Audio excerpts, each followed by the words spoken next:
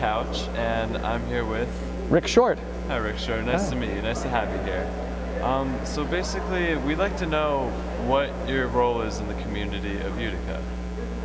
I have several roles in the community. Number one, I'm just a typical citizen, just another face in the crowd, which is an important role actually, because just being a person in town is great. You can add a lot of quality to life by being an active participant in the community. And you mentioned you have other roles as well. I'm the marketing director of a local manufacturing company, the Indium Corporation. Oh, okay. Yeah, so that's a lot of fun. It's a great community, founded in Utica in 1934. Oh, wow. Employ a lot of people, make a lot of cool stuff, and have a lot of fun. And how long have you been doing that for? 27 years. Wow, that's great. I'm kind of old. It's okay though. It's okay. With it, but and let's see. What do you love most about Utica? Or I'm sure there's a bunch of things as well, but yeah, many things. Many things. I'd like to quote City Judge Ralph Yannis, who once told me something very profound.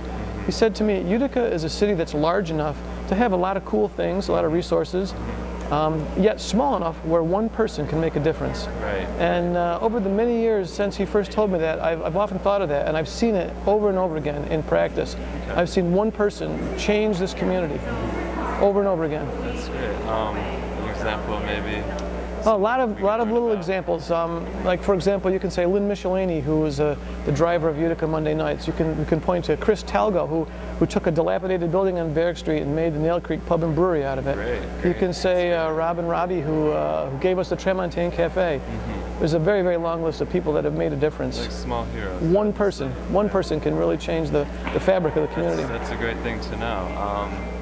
And I guess you've been here in Utica for how long? I've lived here my whole life. Great. Yeah, in the area. Yeah. Okay.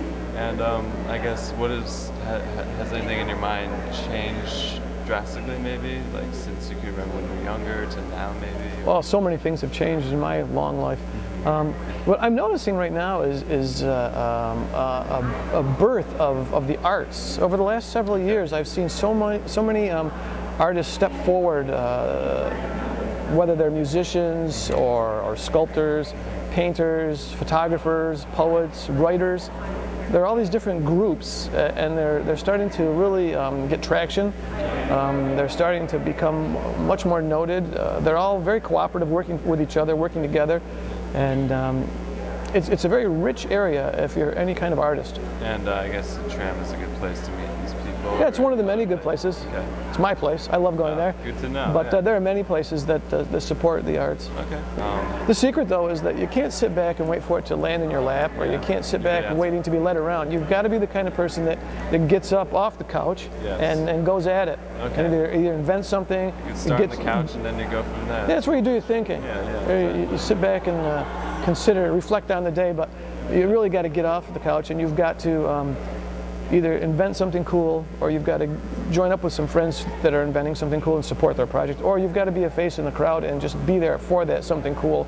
And that's how these things thrive and have a life of their own. If we all just sit home complaining about what's not cool, then nothing will even exist. Yeah. It's all about your attitude. It's all about your attitude. Right. Okay, well that's great to hear. Thank you so much for being on the couch. It's my pleasure. All right, good to meet you. Nice to meet you. Yeah. Learn more about Twitter. I'll get there. Okay. Utica rocks. #.